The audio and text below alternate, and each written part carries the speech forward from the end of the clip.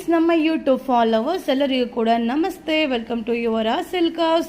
ನಾ ಈಗ ಶೋ ಮಾಡ್ತಾ ಇರೋದು ಬಂದು ಬಾಗಲ್ಪುರಿ ಸಿಲ್ಕ್ ಸೂಪರ್ ಆಗದ.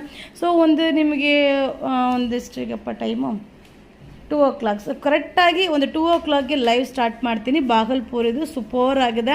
So 290 only 290 rupees. ತುಂಬ ಚೆನ್ನಾಗಿದೆ.